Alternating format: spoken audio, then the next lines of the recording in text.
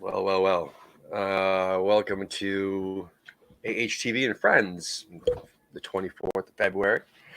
Um, yeah, about that. So, we're going to talk about the match, I guess. We had a post-match show earlier with Chris and Irish Tommy, which was fantastic. I know everyone loves that show because it's getting most views on average now, which is great. Good for them. They're so charming. Yeah. Tommy just is so positive, like he just exudes positivity. Tommy needs a new headset or a microphone or something. No, I gotta talk to him about that. We'll get it worked out. Yeah, and maybe some a hard line to the internet. But anyway, no, it's great. I love those guys, and we're gonna run down our experiences watching the match today. John, were you at work or did you actually go to the pub? I didn't go to the pub, but if my boss is watching, I did not watch the match. Okay. If he does not watch it, it may have been on. That's all I'm going to say. I'm assuming that Cam was at the pub, right? No, still there? I was actually working for the match and everything, but I was chatting a bunch of shit before the match and everything to a lot of my Scouser friends that hang out here. I am at Penny Lane Pub in Richmond, Virginia, which is very much a Liverpool bar through and through. And yeah. It would have been nice to have been there when we were up 2-1. That would have been great. But I would have left. Anyway, Charlie, you watched at home? Yeah, I sat in this chair and I haven't moved since. I've just been depressed. Is that an electronic drum kit behind you? Yeah. Got drum kit, couple of guitars, a didgeridoo, mic stands, exercise bike because I'm fit in that. Yeah, man. Well, you definitely are. Yes. Big henchman in it. But yeah, I watched it at home. Awesome, bro. Cool. We'll talk about that in a few. We just want to say hello to the guys that are already popping up in the chat room. Looks like Tony Pearson's back. He watched our post-match show. He's become a staple over there at Hammer's Polls, asking a lot of those cool questions. Gary Perridge, South Carolina Gary, that was over there in England with me. He's in there. So evening, dude. And Neil from Australia. Love seeing him as always. And then Foshizi, another gentleman that met on the boats. That was cool to see him. And yeah, good stuff. Anyway, so going into the match, I don't think any of us had any expectations that we were going to pull off a draw or a victory, or at least even, God forbid, lead in the match, right? I don't think any of us thought that. So, no. I don't know, first 10, 15 minutes of the match, they dominated. I mean, they dominated possession the whole game. I think they finished with, 70-something%, just like Man City did. But I don't know. Cam, going into the match, what were your expectations? What did you think? And after watching the first 15 minutes, did you think we were in it at all or stood a chance? So my entire experience of the match was refreshing my Twitter feed about every 15 to 20 seconds or so. Between my two Twitter accounts, I've got Hammers RVA, which I'm repping right now, because I'm trying to start a supporters group down here. Anybody who's listening from Richmond, please hit me up, please. There's like six. We've had people. Yeah. There's like 6 of us right now, if that. Dude, that's all you need. I mean, three's a group. I say this all the time. You grow from there. Yeah, as long as you have at least 3 every single time, it's technically a group. If it's just you and one other person, like me and Lee, that's not a group. No, but when we go up to Goffstown and hang out, or when Ken comes down and visits, that's a group. Middlesex Hammers, baby. Yeah. But so refreshing my Twitter feed and everything, that was my entire experience. And it was just like 5 minutes in, seeing the we've made it 5 minutes without them scoring. And then, of course, they scored at the 8th minute or something. But we also scored 157 seconds later, which was awesome. And I mean, honestly, that was the most stoked I've been for a goal in probably a month. Something close to that, where it actually felt like, hey, we're actually doing something. I mean, last week against City was awful. Dismal. It was just terrible, and it was the most negative formation and the most negative everything that I've ever seen us ever play. Like, I mean, if David Moyes wants to say winning is what I do, then don't set up like that. Yeah. So when the lineup came out, what did you think before the match started? I was actually kind of for it. I thought it was a move in the right direction. I definitely think that Bowen should have started over Snodgrass, but I was very happy to be proven wrong about that. Because, I mean, that first goal with the cross into Diop was fantastic. Yeah, he's amazing at crossing. Yeah. I mean, that's, to me, that is Snodgrass's bread and butter, and that's why he stays in the team and fights for a starting spot is on set pieces. There aren't that many people, especially on our team, that are better. Yeah. Charlie, what were your initial thoughts, especially when you saw the lineup come out? I was really happy with the lineup. I didn't trust it. Like when I actually saw the lineup, I didn't trust it. I was like, this is not what it is. There's something. There's a problem. We could always pick out something. I know. It wasn't even. I was just looking at it and I was thinking maybe Rice is a third centre back. There's definitely this. What I am seeing will not translate onto the pitch. I'm guaranteed there's something wrong. But no, it was exactly what I thought it was. It's not. Is it like you just said? It's a step in the right direction, right? It's not 100% what I'm thinking. This is going to be our formation going forward, or this is our 11 going forward. But it's a huge step in the right direction, and I was really shocked because it's just Moyes seemed to take the handcuffs off the team. You know, he let them go a bit more forward, let people step forward a bit more, and actually go for it a bit. We weren't just attacking with one person, or when Snodgrass got forward too, he had a couple of people going forward, and at times before they scored, there was one specific moment I'm thinking of. I can't remember who it was, but there was a whole bunch of us forward. I was like, "Oh, this is exciting!" Got a bit of a head rush. But yeah, no, it was the first half. I was really happy, and I was shocked that he'd actually done what I thought he had done. Like I said, I was certain there was some sort of nonsense going on, but there wasn't. It was just. He just made a correct decision for once, which is rare.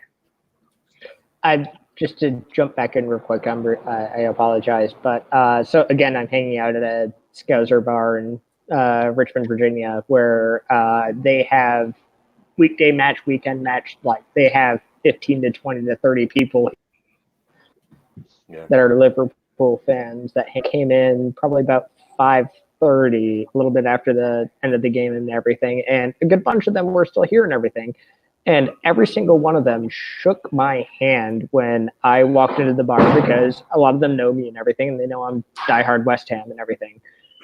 But they were like, dude, like you guys were the first team that actually worried us in a long time. Like you guys put people into the box, like you took the game to us, and if it weren't for Fabianski having a bad day at the office, you guys would have won that. Yeah. Also, Neil, totally agree. Yeah, definitely. John, what were your initial thoughts, especially when you saw the lineup? Well, I don't know. So I'm like was mentioned, I'm in the Fortune's Always Hiding podcast, and I'm usually the one ranting about formation in general. I rant about all kinds of things. I'm kind of they let me be the old guy who like complains and like rants, and every once in a while calls Chris out on something just to keep him in check. But really, I thought there's got to be some way he's going to turn this into an 8-1, whatever the rest of the math is, right? I mean, like we'll see what happens. I had no expectations. And then for the first 5 minutes, I was right. Yeah. Like it was, I mean, because you can put all the players out you want, and you can still end up with a Tony Pulis, like 11 center backs on the pitch. But we were all so compact that it was hard to see. But when we finally did start to stretch our legs a little bit, and you saw us running at them, and then we saw, like they scored, and this match I rage quit quite a few times. Something would happen, and I would finally start to I was like, oh, maybe we're gonna play well. Oh, they scored, and then rage quit, and then my phone's like, meh, Diop scored, and I went, what? And so I pull it back up and I watch it back again and just couldn't believe it. And from that moment on, we had belief. I think that goal was so key, though, because I really do feel like I don't think Moyes told them anything dramatically different than he normally does. But I think when we got forward and we scored that goal, something in us clicked, and we thought we might be able to nick this. You know, like I think actually because they were Liverpool were so confident, so complacent. I mean, they're like towards the end of the match when it was 2-2. Allison comes out and claims a ball. I can't remember exactly what happened, but he was going to throw it back out, and then he kind of stops and looks around, and you can see Virgil van Dijk look at him and go, "Do it, throw it. What are you doing?" And they were frustrated. And I don't remember the last time I saw Liverpool players that frustrated. They were making mistakes. They were rushing things. We got in their head. I mean, I couldn't believe it. The application, and that's the thing that's the most encouraging to me is the application, the effort that we put in today. We looked like a team that wanted to work hard and make something happen. Oh, yeah, but just don't get your fucking hopes up. That's all I got to say. Man, we were never going to win that match. Come on. No, listen, we had a lead, dude. That's called you're going to win the match. You just got to hold on to that shit. But listen, my point is that even from minute 5, even when they fucking scored their first goal of the match, they could have had an opportunity or two before that, but they're not completely fit, dude. Like they're cooked. Some of them are just burnt out. You can just see it. I mean, they're not 100%. Right. Salah's not 100%. Mane is not 100%. I mean, and Firmino, like, dude, he made some horrible shots today that should have scored. He should have scored. So anyway, I mean, he would have scored normally, but I think just they're just burnt out, could have been a lot worse, but we need to take advantage of that. And when we were playing like we were actually, giving it a go, which I thought going into the match, I saw the lineup and I'm like, oh shit, here we go. Nope, they were gonna just park it. We're not going to give it a go. Yep. We're just going to wait until the next week or the week after, blah, blah, blah, blah. But no, they did. I was impressed. I was impressed with Anderson. I know someone said he was batting average in the chat room, but I thought he was 50-50. He did half of what he did. Hold on. Half of what he did. He made some really smart decisions, and he was actually fighting a couple times. You know what I'm saying? But then for every good thing he did something fucking lazy. So it was a 50-50. It wasn't that he was just banging. I mean, he did some really cool stuff. But anyway, I was kind of shocked when they took him off too. But they could have kept him on. But I'm glad Fornals came on, obviously. And I watched the whole first half. I didn't get that much work done, but luckily I only had like 45 minutes left of work anyway. And I screamed like a banshee when we equalized. It was fantastic. It was just amazing. And then on my way home, I have like a bunch of dead zones, so I wasn't able to. I maybe watched half of the second half on my phone while I was driving. That's not really smart, but I was. But hey, you gotta do this fucking West Ham, man. You gotta do it. And thanks, Ginge, by the way. So anybody who in here, especially you, Cameron, you need a link, man. Just hop on our Discord, dude. There's a whole little channel in there now. It says West Ham Streams, and you just click on it, and voila, on your phone or whatever. At work, just keep it on silent, under the desk, whatever you gotta do. That's what I do. But anyway, yeah, good stuff. So anyway, I was so excited, and once we actually got the lead and we were showing all that fight, what's the point of fighting if you're not gonna fight the whole way through? What's the point of boxing only 3 rounds? What's the point of, what I'm saying? Like, what's the point of, swinging for the fences and then just you burn out and that's it? And that's what I thought was exactly what was going to happen by putting Antonio up top. I'm like, this son of a bitch is going to find his way on the wing. He doesn't like it up top. He doesn't know how to play striker. He likes to go off to the side. And that's exactly what he did. He did a great job at that. He did a great job going to the side and getting himself some opportunities, but then went nowhere. But which is what he does. But that's why he's a winger, man. He's not a forward, and clearly Allaire is not a forward either. Holy shit! Woo, that was horrible. I think that's when the game left. But anyway, what was I going to say? So yeah, it's just a matter of we basically we put up the fight. You got to go the whole 12 rounds. You got to go the whole 5 rounds in a MMA. You got whatever it is. You got to fight till the end, man. That's it, especially when you have, dude. when it's David versus Goliath or whatever the scenario is, it doesn't matter. I mean, if Goliath's wounded and you start, oh shit, I think we got this. We're defeating him. Holy crap! What, you just give up? You're just like, and then have all your supporters, all your people cheering in the background, being like, it's okay. There's so many positives to take from this. Oh my God, you guys did so great for 60 minutes. You did so great. Oh my God, so happy. Like, how can you be happy when you have a lead against the fucking champion, right? You have a lead against the champion, and then you lose it, like always. Well, how can you be happy with that? So, but there's one thing that you're not really thinking about, and that's Suchek. Suchek went out, right? Love him. And I have to be honest, he has blown away whatever I had no expectation. None of us knew who he was. 6 months ago, look at that. Oh, I mean, a hideous man. But like he is, he really is. He really is. No, like he's the guy. Not a liquor. He's the guy in a Bond movie that they put from Central Europe that you're like, oh God, like he's that guy, right? But he's great though. But and what he ran more than any West Ham player has ran in 5 or 6 years. Was that right? Last against Man City, he ran was it 8 miles? Mm-hmm.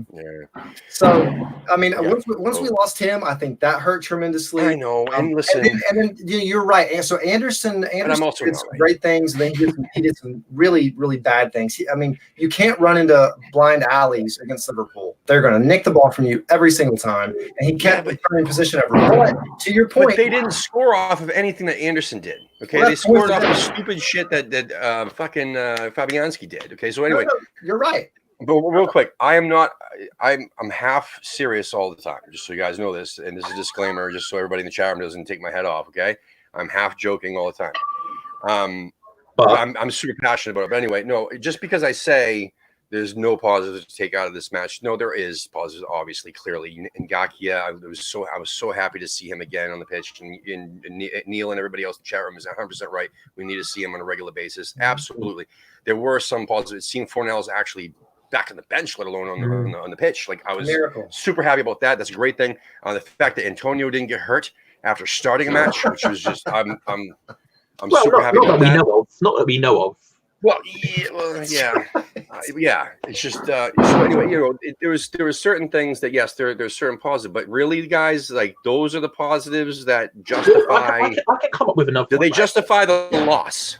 When we played City, we had more defensive players, right? Yet when Gabriel Jesus or anyone went near him, they scattered like fucking pigeons, just woof, gone. And then all of a sudden, the player walked through. We had less on the pitch today, and yet defended better.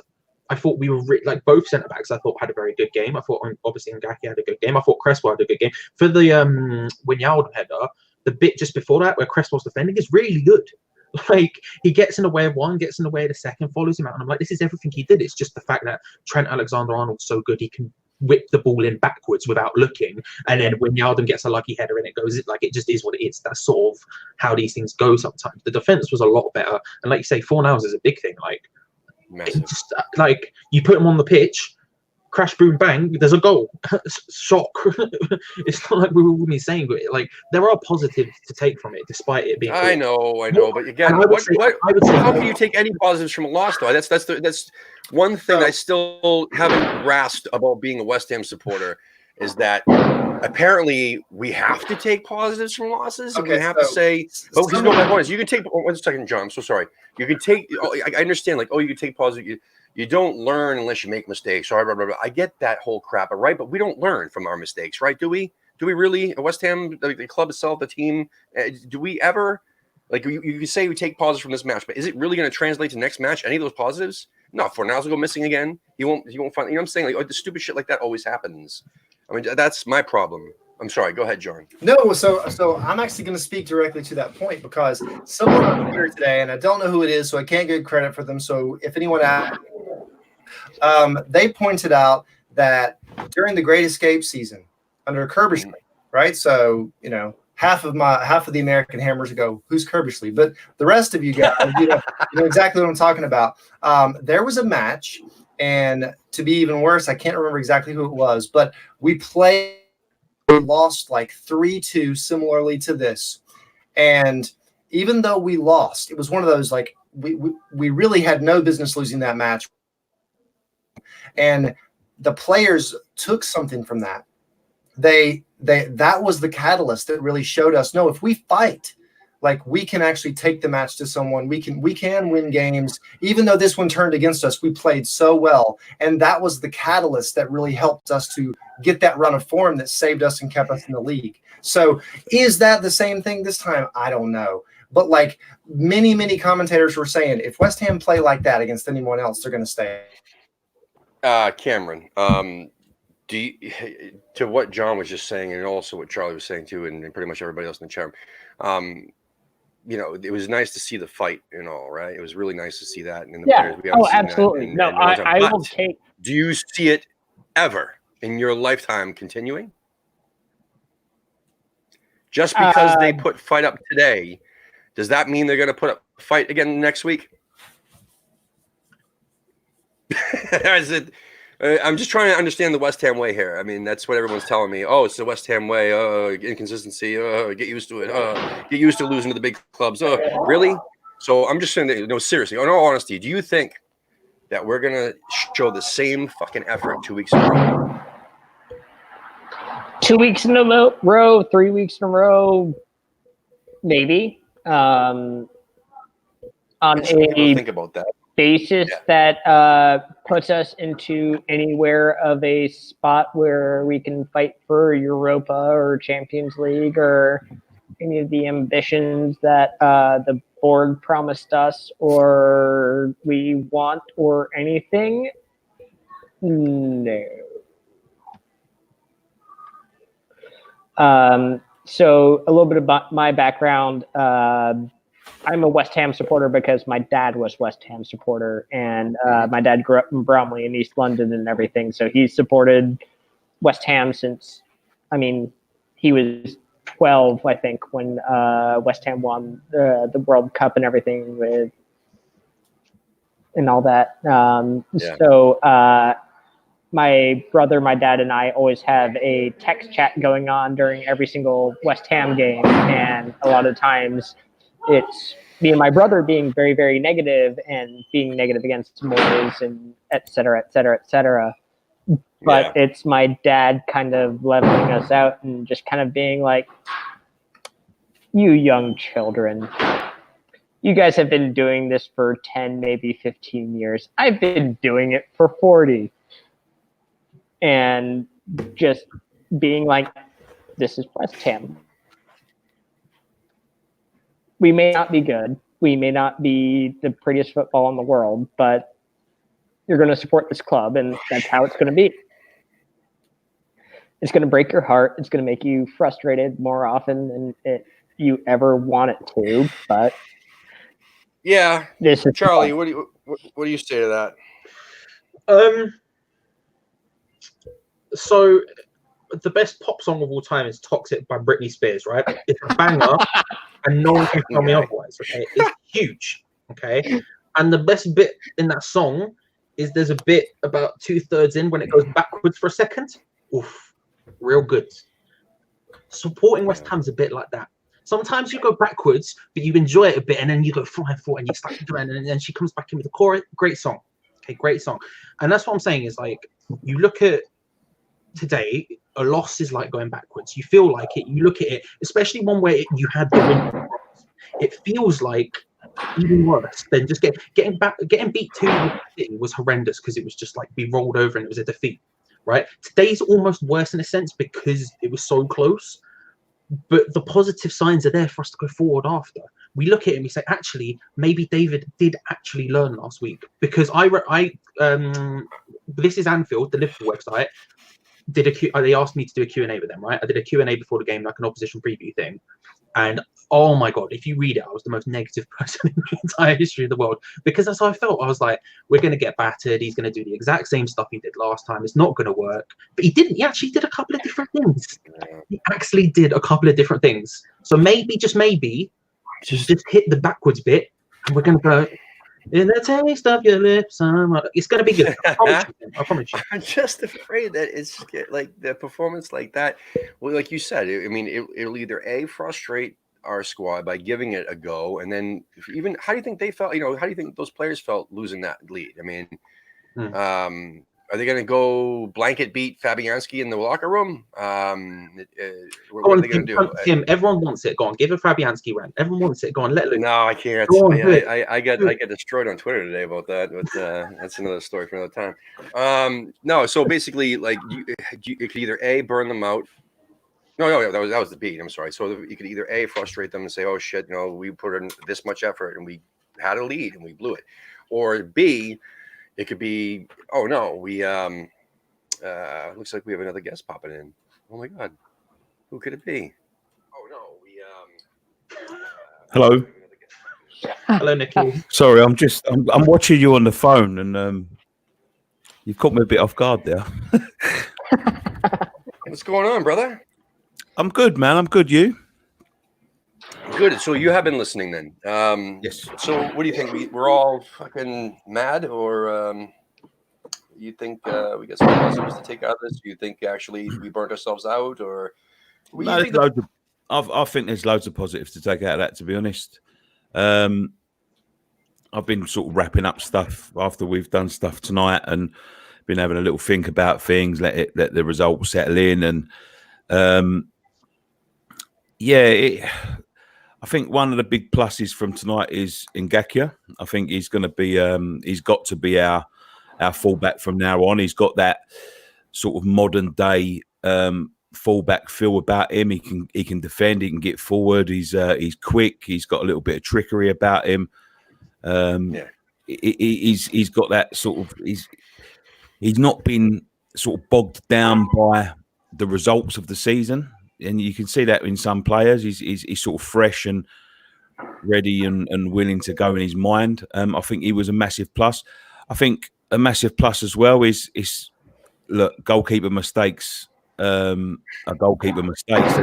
Then you can't change him. At the end of the day, if he makes a mistake. But apart from that, I thought the back four defended very well. Against possibly the best attack in the world.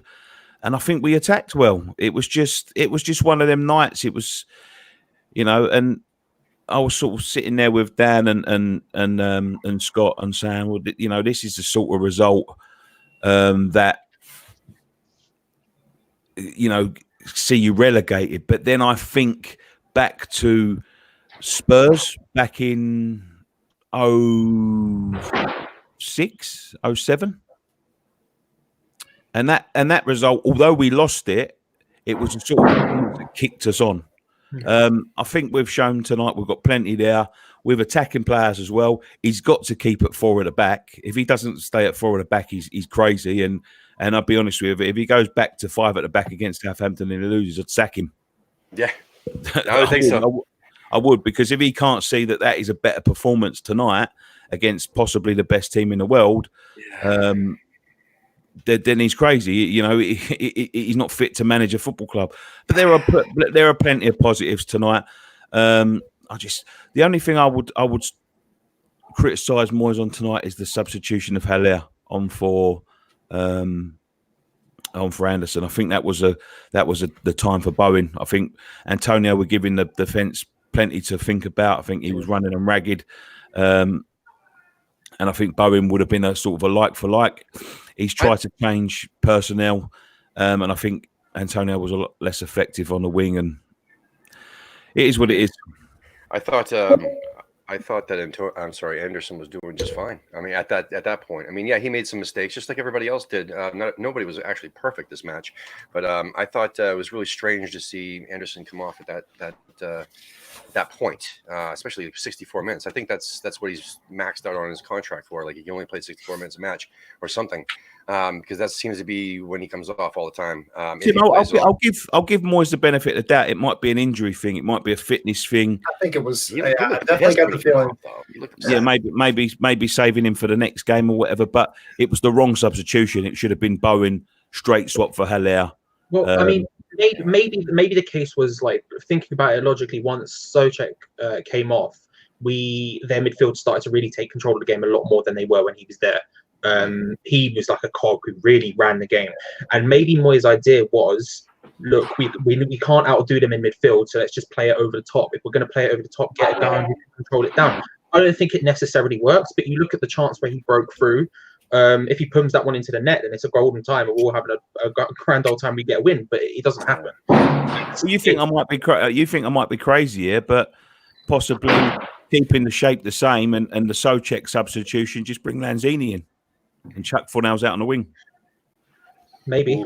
I mean, Fornals played quite well on the wing when he's played there for us before. It's not entirely insane.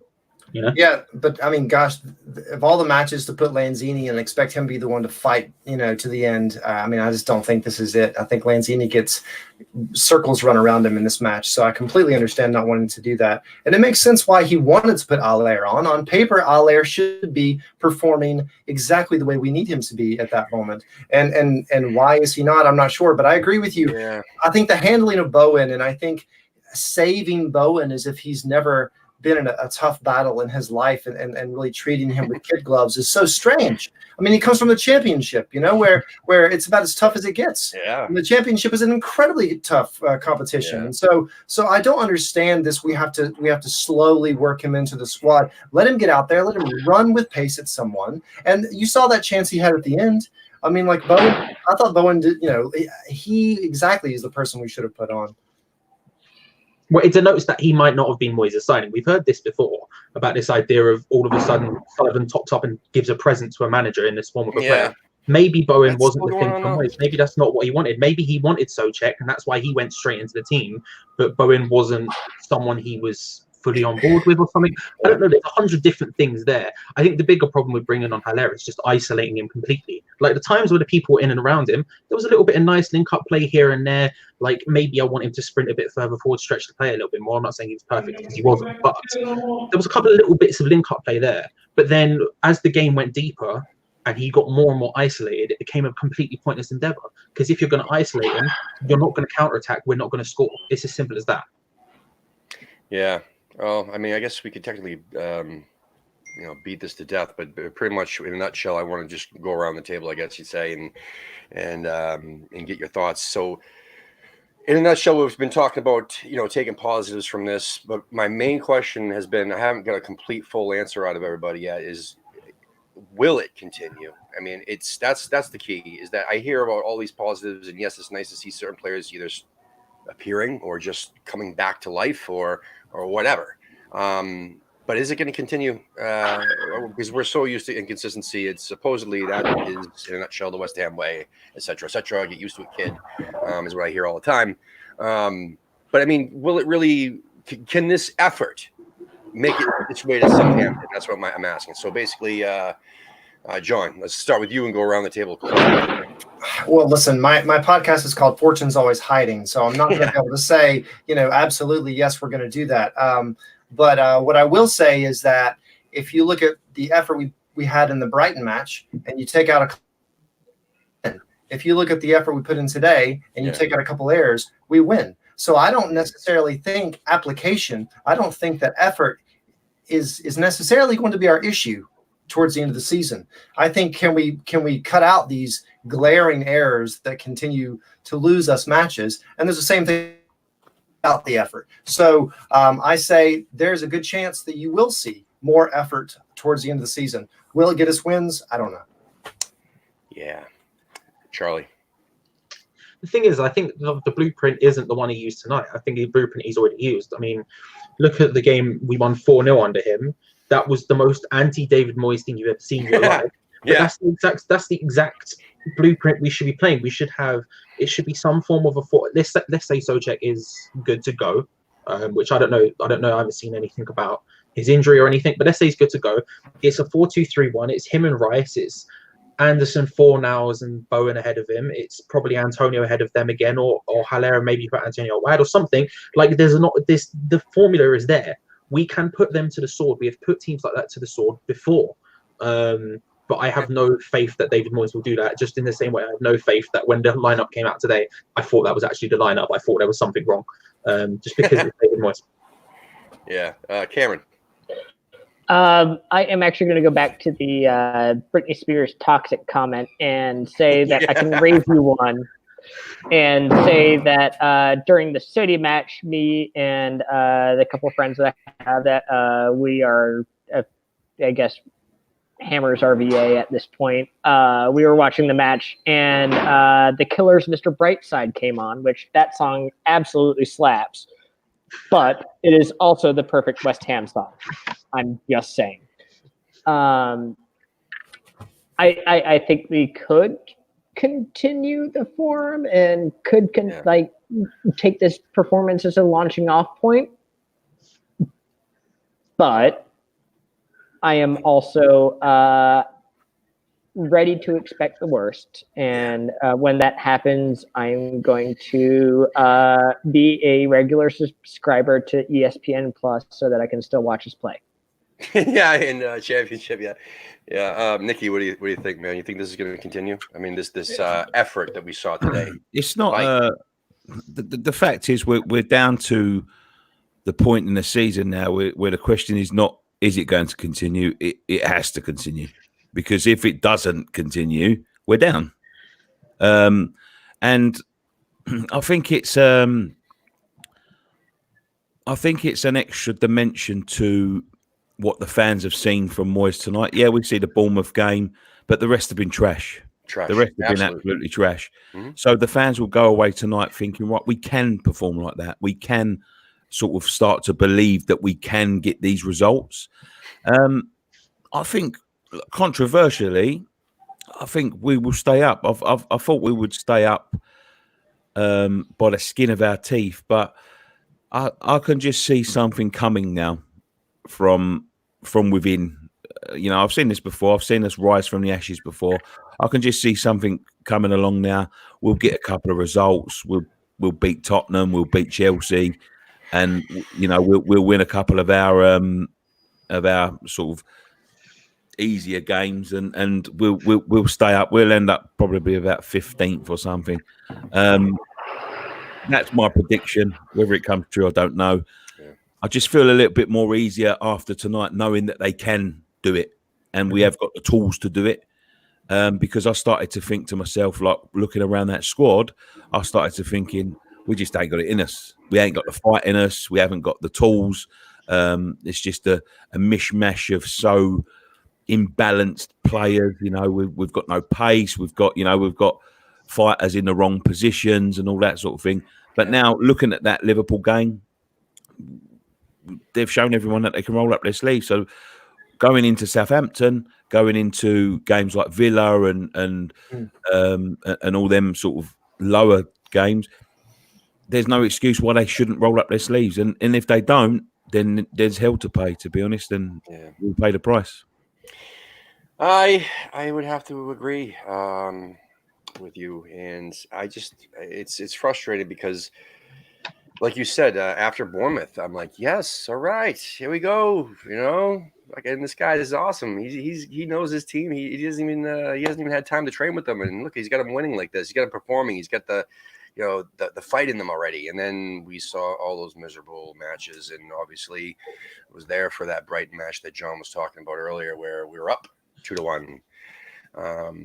And then we're up 3-1, and then we lost 3-3 in like a matter of minutes, and it was absolute stupid mistakes. I mean, to equalize, and it was Brighton. It wasn't Liverpool. It wasn't Man City. And then that dismal performance against Man City was very embarrassing. And I'm so sick of hearing from people too that we only lost 2-0. Yeah, that helps with their goal differential, I guess. I mean, compared to losing 8-0, yes, I get it. But it was just piss poor performance. And looking at the stats, if you just literally forget the scoreline, you just look at the stats for the matches, it's identical to that match. I mean, the City and the Liverpool, the stats are the exact same, except for the score, obviously. Virtually, not exactly the same. But anyway, the fight that I saw today was just magnificent. It was great. I was so happy about that. But again, we saw that at Bournemouth.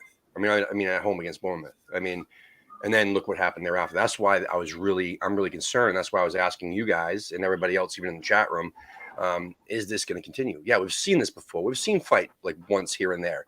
But yes, like you're saying, Nikki, it's not, is it going to happen? It's got to happen now. But again, Is it? I mean, I don't know. I thought that going into Christmas, I'm like, okay, shit, we're not that far out of the relegation zone. Shit, I think we got to sack Pellegrini, blah blah blah, and I'm like, oh crap, I think that if nothing changes, nothing will change, and I think we're going to end up getting relegated. But at the same time, we signed David Moyes. I'm like, oh great, we got rid of Pellegrini. Now we can actually stand a chance to staying up this year. And then I'm like, yes. Then we smash Bournemouth, and then the rest of the matches, between then and now, I'm like looking at it and I'm thinking, ooh, like I don't know. People keep yapping championship, and now I'm starting to believe. I'm like, oh crap, this could actually happen. And then seeing that fight today, but like I was using that boxing reference earlier, I saw the fight for 3 rounds. I saw an amazing fight, against Goliath for like 3 rounds, and then all of a sudden, we gave it up again. We can't hold on to a lead. I mean, you have a lead against the champions. That's fantastic. Keep the fucking lead. You know what I'm saying? And not only that, it went up to like 4. It was actually 4-2, but they called one of the goals back. But Man, whatever. Let's go with your boxing metaphor for a second. And we are Rocky Balboa, and we're facing the champ, but we're not Rocky Balboa. And the champ is bigger and badder than anything Rocky ever faced. I know. I just wanted it so bad. We were that close. No one really wants to fight because they're a little crazy. But if one hit and we go down, that's who we are. Okay. So like, I know. I mean, we're going up against you talking about going to the end, like never giving up. That's what Liverpool do. And that's part of the reason that they're the best team in Europe. Also, side note, they also have sublime players in every position. But like we don't even have to play this good to beat other teams. We don't. But if we give it the same amount of effort, and all we need to motivate them is really show them this is what your paycheck is going to be in the championship. Yeah. And if they're not motivated by that, I mean, I don't know what to do. Seriously, then they have no soul. I mean, seriously, they don't give a shit. So let's go around backwards now. Do you think the players really give a shit, Nikki? Do you think they really want to fight and stay up? I mean, here's the point. We've seen this since December, right? I mean, we knew that, like, shit, this could be a possibility that we get relegated this year, and yet we haven't seen the fight on a regular basis, or even solid performances from more than 1 or 2 or 3 people on a regular basis. So, you think they actually care about staying up? Does it seem like well, shit, if we get relegated, I got my release clause, I'm out anyway. See you later, bye. Well, this is the thing, isn't it? I don't believe for the life of me that any footballer wants to go into a game and lose, or goes into a game thinking, because ultimately they're egotistical people, most of them, and that you get to that level of sportsmanship and professionalism by being a winner. Let's be fair, during their school days and their university days and all of that sort of thing, and in their youth and all that, they would have been winners. They're born out of winning. That's how athletes are born. The problem is with some games in the Premier League, are they willing to go above and beyond and put their bodies on the line and their reputations on the line by going above and beyond to win games? No, I don't think they are. Yeah. They ultimately, I think there's quite a few there that leave their problems at the door when they walk out the changing room, and they'll go home to their homes and drive home their £100,000 car and their £2 million mansion and their sort of model wife and kids, and that's where it stops. There are some players that live and breathe it, like Marky Noble and people like that, but there's not, for me, there's I think it's a culture. I don't think it's just a player thing. I think it's a club thing, because I think Pellegrini caught the bug. I think Bilic eventually caught the bug. I think Moyes will eventually catch it if he's ever not at it. Where they just look at the club and think, this is fucked here. Yeah. This is fucked. It's there's no mentality to push forward. There's no mentality. They don't want to set up a structure. They don't want to set up for the future. And ultimately, it's because the owners are not going to be there for the long term, no matter what they say about their kids and their fucking whatever taking it over once they go. They're in their 70s and 80s. They've made a cool £200 million each, probably out the sale of the club if they sold it today. They don't give a shit about what goes on in the future. It's a bit like Alex Ferguson. A bit like like the situation where Alex Ferguson, when he left Man United, he didn't leave that team in a very good state at all. You know, he gave up trying to, you know, in the latter stages of his career, he knew that he had players that could do a job for him for as long as he was in the future. I don't really care, and that's the problem with the club. I think that the club isn't being set up as a stepping stone. They want to get to a point where the club looks good from the outside, but from within it's rotting, because setting up structures, setting up scouting networks, investing in training ground for the future, investing in players for the future cost money. And that's what they don't want to do. They don't want to spend any money. They're waiting for the big investor to come in, which they've already got lined up, to be quite honest. They've already got one lined up for when that clause kicks in 2023. Make no doubt about it. That's my opinion. They've already got someone lined up. They want to put as little investment in it now because it looks good on the books. It makes the club worth money. That's how businesses work. If you can show so many books over so many years, then they make a sort of an estimate about how much the club's worth. If you start investing 10, 20, 30, 40, 50 million pounds into players, training facilities, infrastructure, scouting networks and all that, the books don't look as good and it's not worth as much. They're waiting for the big investor to come in, take it off their hands, and then thinking to say, well, they can deal with all that. That's the only reason. And that's why people like Pellegrini and things don't work.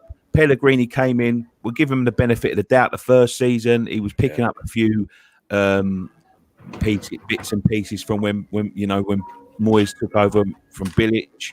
The confidence in the squad was low, investment in the squad was low. He's gone in now. He's told them, right, this is what we need to do to improve. We need to improve the training ground facilities. We need to invest in this much in the scouting network. We need to do this. We need to do this. We need to do this. And David Gold and David Sullivan sat there going, well, we're probably not going to invest anything in the scouting network. We're probably not going to invest anything in the training ground. Pellegrini just thought to himself, well, fuck this. If you don't want to win, what's the point of me being here?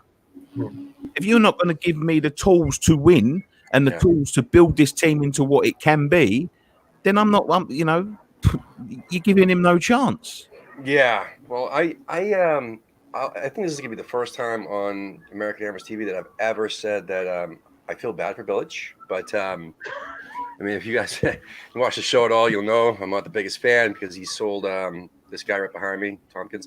But anyway, no, basically he was sold just like everybody else. I mean, he was sold a dream just like everybody else. And the problem with Bilic was that he came into a startup business that had no money. I mean, that's what the situation felt like. So basically the place that he walked into, London Stadium, was in shambles.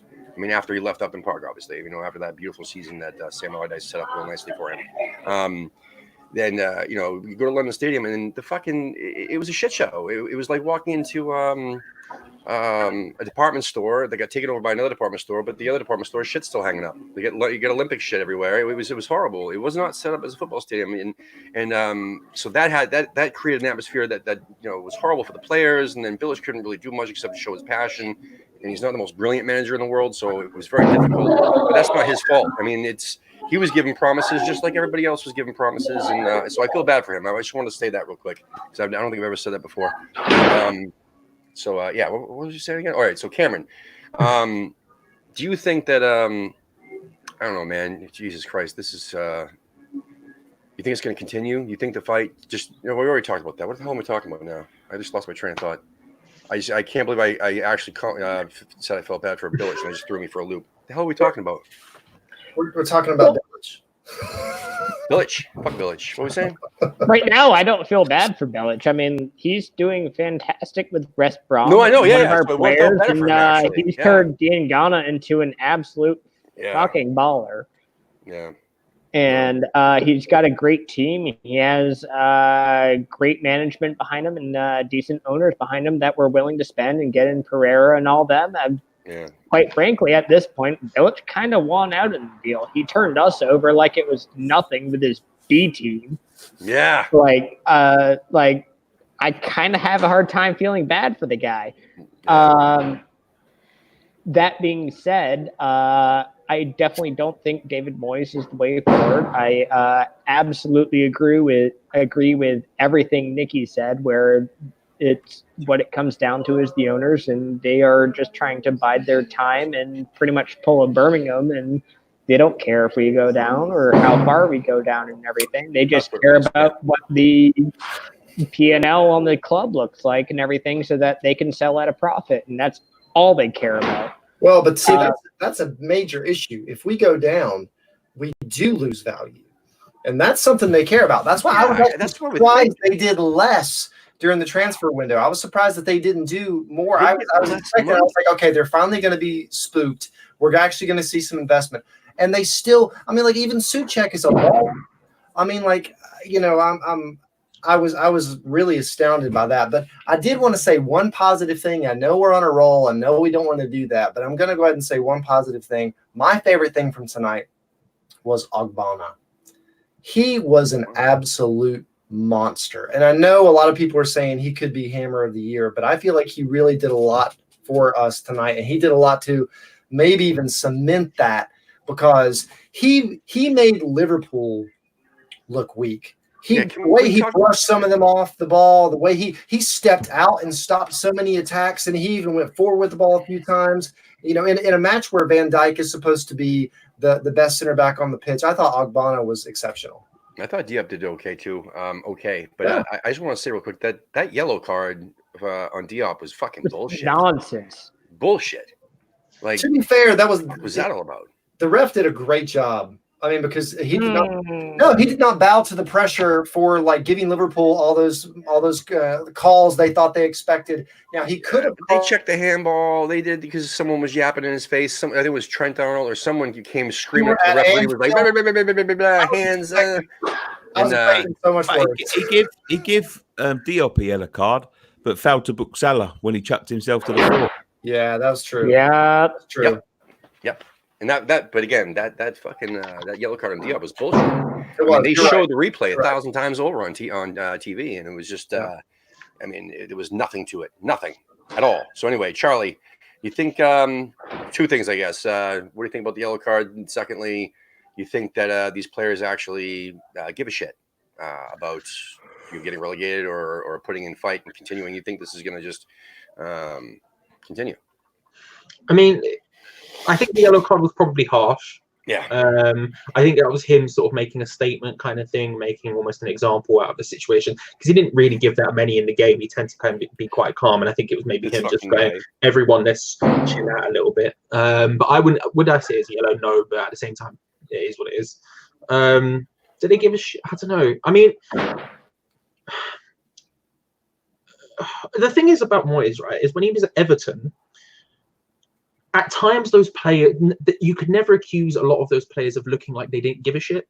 You know, if you look at a lot of those players, they played quite dirty. They got unruly. They got rowdy. You know, these things happen. They looked like they wanted to fight to win a game, and that's why they did so well at times. Is because they weren't afraid to just stick a boot in. They weren't afraid to fight for a match. And it's what I don't seem to understand is both times we've had him, he seems to be the worst man manager in the world. He doesn't seem to know. He doesn't seem to be able to motivate the players at all, and I think that's why Nolan came back in. So yeah, I was about to say, are we seeing the first signs of the Nolan effect? Did you see him? He was getting his fucking words in. Man. Before Johnny and I went back and forth, that was going to be the point I was going to try and make. Is like, so City match, Nolan had been there for 2.5, 3 weeks, and I think we probably all saw the video about how Nolan would take the laser pointer and point it at players and shine it on them and everything and be like, you did this, you did that and everything. Did he do that after the City match? Did he put everybody in their fucking place like he was supposed to? I think so.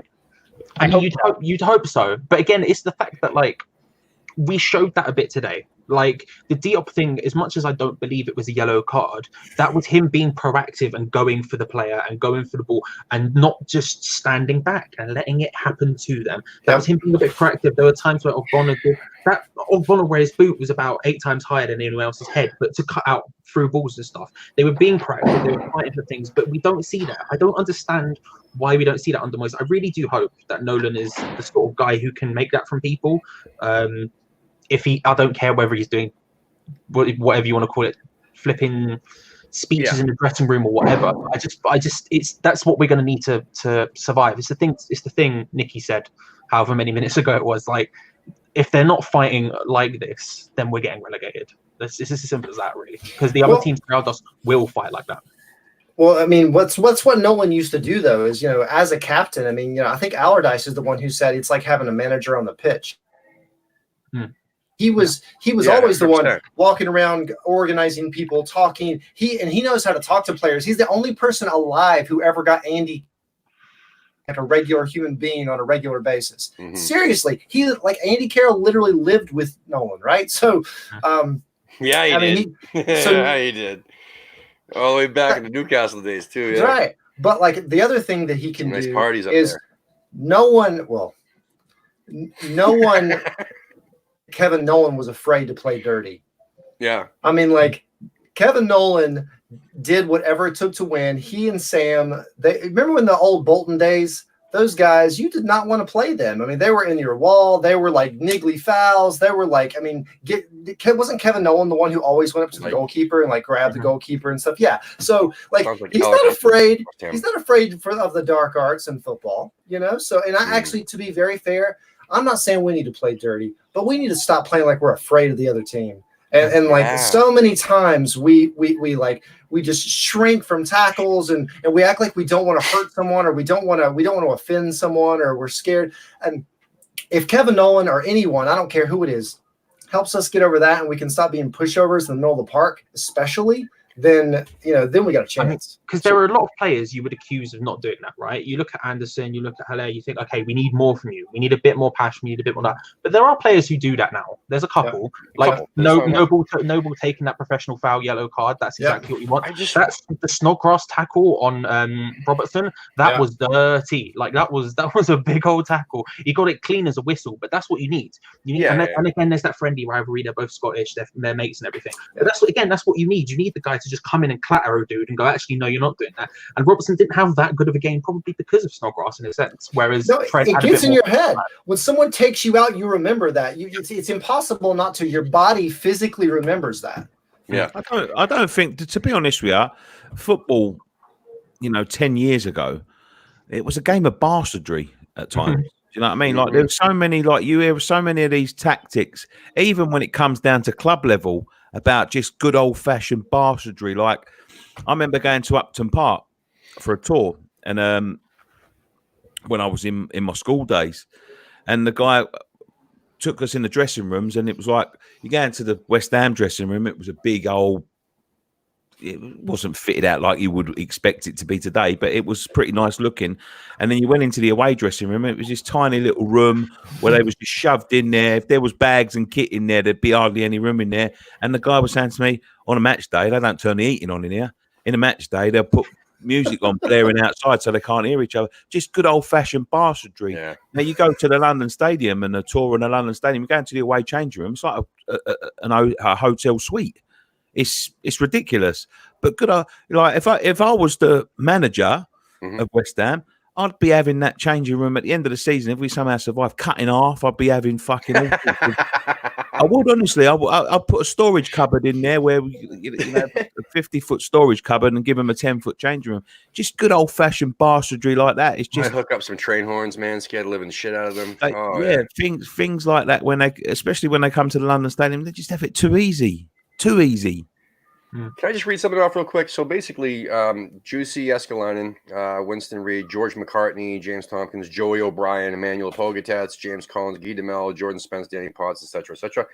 Kevin Nolan, Matt Jarvis, Jack Collison, Matty Taylor, Yossi Benayoun on his second stint, Mark Noble, Mo Diami, Alou Diarra, that fucking idiot, Joe Cole in his second stint, Gary O'Neill, let's see, Andy Carroll, fucking only 24 matches, what else is new? Nicky Maynard only one match. Carlton Cole, Maega, and Vazte, Marwan Shamak, my favorite fucking hairdo. So my point is, they finished 10th in the Premier League. Okay, That's true. those fucking idiots. They finished 10th. And we have these fucking superstars supposedly, and these guys that we love and adore that only put in 60 minutes a match. And we're in the fucking relegation zone. Does that make any sense to you guys at all? Anybody? Do you know what that is? So what I was going to say is kind of going to Nikki's point and everything, and I just put it in the private chat and everything, is there's an old saying that boxing is a bunch of gentlemen doing a bastard sport, and soccer is a bunch of bastards doing a gentleman's sport. We need to stop being gentlemen. Yeah. You know what that is? That was, as much as we wouldn't like to admit it at the time, but that was old-fashioned bastardry managing. It was the manager. It was Allardyce. That's that. As much as we didn't like it, and you know, I think when you look back in hindsight, you think to yourself, Jesus, if only we give him a year or two more, Yes. then we might have stabilised ourselves enough to be able to push to this next level. Mm-hmm. You know, that's what he did. That's what he got the most out of very box. That's why I would be so excited to see him with good players. Like when Allardyce was signed with England, right? I thought, like, fucking finally this guy gets a squad full of talent. Like, what? I can't imagine what he would do with that. And then he fucked up. But anyway, maybe that's another reason he was so good for us, because it takes a crook to manage crooks. And so he was the one, he was the one that was like, "Oh, you guys are only going to give me that? Sure, yeah, don't worry about it. I got a mate. I can get someone for that. Don't worry. I know a man about it, dog. Yeah." Sorry, you were saying, Nicky. I'm sorry, I didn't mean to cut you off. No, I'm just saying he's that's exactly what he done. We should have given him a little bit more time. The only problem is us with Allardyce really. Is he didn't understand the fans. There was no empathy with the fans, I can understand what he's saying in hindsight. He's saying, like, it's going to take a little while to sort this out, but he did it with Bolton. When you looked at him with Bolton in the days when he got them promoted and then made them a very established Premier League club, he got bog standard players, got the very best out of them, got them good old fashioned bash. They used to win games by battering people around, and then he started to implement more flair into the side. People like JJ Okocha, Carlos, the guy in the middle with the fluffy hair, I can't remember his name, and players like that. And then he started to introduce flair. And if you look at the way he got West Ham from A to B, is he bought people like Abdoulaye Faye and he's an idiot when it comes down to signing people. He bought absolute units, garbage. Garbage players. But he had a job for them to do, and they did that job very well. Yep. But then he had someone like Kevin Nolan who, banged in the goals. And then we got to the Premier League. By the end, well, this is what a lot of people forget. It was, don't get me wrong, that whole game, I was there at that whole game when we booed him after we won 2-1. It was fucking trash. It was trash. Yeah. But and he gave it all of that, and that's what put a lot of people off of him. Mm-hmm. But it was that transition from where we were to where, and that last season with Enna Valencia, Diafra Sakho, and all them guys, we was playing some lovely football up to around Christmas when they said to him, "I don't think we're going to renew your contract, Sam." Yes, and he must have just think to himself, "What's the fucking point?" Yeah. Like a lot of the other managers that have come, Pellegrini. His last match was absolutely fucking horrible. It was dreadful. It was probably the worst match I've even finished.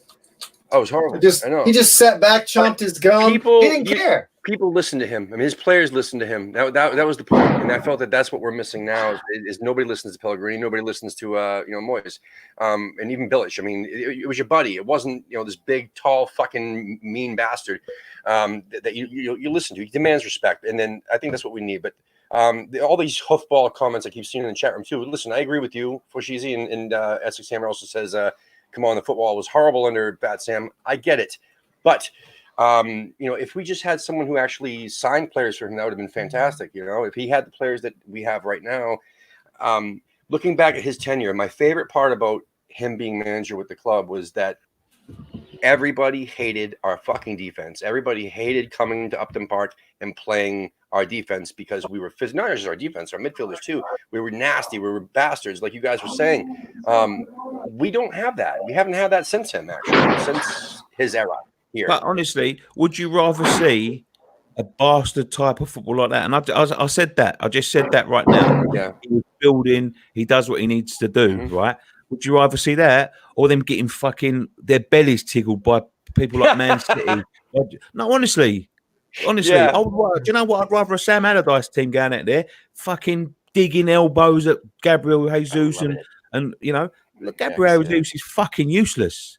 You saw him the other day; he was useless. He had about 4 or 5 shots at our goal, and couldn't barn with a banjo. But somebody would have knocked that fucking little prick out 10 minutes into a Sam Allardyce game, and he wouldn't have had another sniff. Yeah. That's the difference. That's the thing, right? It's like you need the right tools for the right job. You know, sometimes you want to sit and you want to eat like a proper lovely steak, dolphin wild, the whole thing. Yeah. Sometimes you just want a plate of bloody sausages. Yeah. And with Sam Allardyce, it's like he had the tools to make the sausages. And so he just would batter people. And like that's the problem with not thinking these things through 5 steps ahead when you're in control of the club. You go from Pellegrini, who's playing one very specific style of football with a very specific style of players, and you go, panic, scratch all that, get in Moyes, who is completely the opposite. And then you go, okay, so where do these players link up? Some of them, of course, they will. Noble will, Snodgrass will, like Ogbonna was being there for a time, but there are people who can mold that way quickly.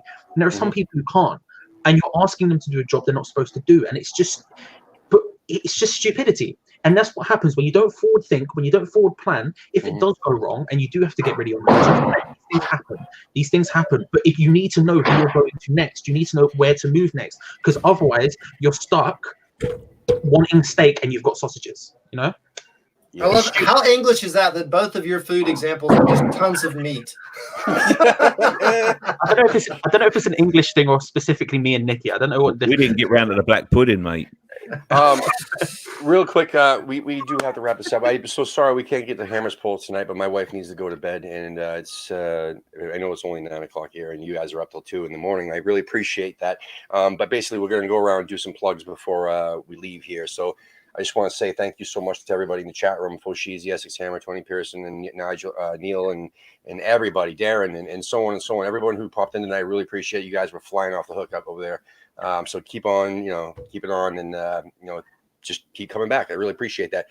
Secondly, I wanted to mention AmericanHammers.net, our website. It's got all our podcasts up there, as well as Spotify, iTunes, all that good stuff. But also, it's got our videos there, and we have a couple shops. So check that stuff out. But in the meantime, we're going to go around the circle here, and we'll congratulate Nikki on his 50,000 subscribers. Holy shit!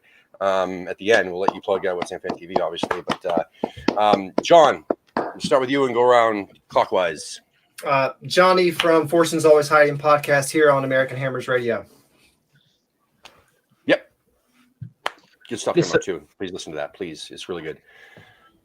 You can follow me on places on Twitter. Hammers_chat is an important thing. A-Top Lad, all that. More importantly, hashtag recall Big Jaws. We need to get it going, fam, because he's not going to come back unless the people get behind it. And the people aren't getting behind it. And it's listen, I'm not going to stop. I'm going to keep coming on. I'm going to keep talking about it until the people get behind it. Hashtag recall Big Jaws. More important than anything anyone else hears about to say. All right. Well, you can, good job on, you guys are what, 11,000 subscribers now too? So over there. More important, hashtag recall Big Jaws. I was trying to change subject. Straight this tune off. 11,000K, great, whatever. Hashtag recall Big Jaws. Okay, never gonna let that go. All right, I love you just the same. So anyway, Cameron, down in Virginia. At Hammers RVA, if you are anywhere in the Virginia area or passing by. Anywhere or passing by, I know all the good pubs, and we are down to drink and banter. That's what we do best. Anyways, my Twitter is as shown. Yeah. No, cool. So basically, you're trying to start a group. You got about 6 people there, and Yeah, so mainly it is me and 2 to 3 other guys, and then there's one guy who's really an Arsenal supporter, but also kind of likes West Ham that hangs out with us, and it's more he's friends with the other guys, but very random. There's one guy that runs a curry truck that's awesome, and he never comes out because he's always working and everything, but we go and eat curry afterwards, and it's great. That's cool. Good on. So there's that. Well, it sounds like fun. Either way, like I said, as long as there's 3 guys or girls or whatever, 3 people, that's a group, and just grow from there. So definitely check them out. And Nikki, congratulations, my man, 50,000. That's a big number, dude. Seriously, big number. Yeah, big number. I'm very proud of the boys for everything they've done. But I want to use my plug to make sure that everybody that may see me on a thumbnail or anything else that comes from our sites, make sure they subscribe to you and Charlie's channel, like Hammer's Chat, to make sure that they show as much love to you guys as they do to us, because it's it's not one or the other here, guys. It's everybody's big West Ham family, and make sure that you get as much success. We know that you will work hard as we do, especially you, Tim, and the guys here, and especially Charlie. I know the work he does behind the scenes at Hammer's Chat. Show them as much love as you show us, and we'll be one big happy family. I appreciate that, man. No, this was well said. And like I said, I've met you twice now, and I was super happy to see you when I was over there. And you give almost as good a hug as Charlie. I don't know.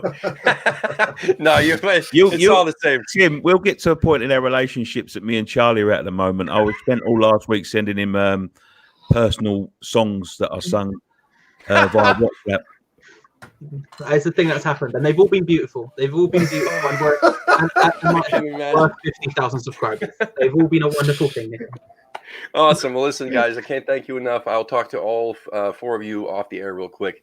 But to everybody else in the chat and everybody else watching this after the fact, thank you so much. Come on, you Irons.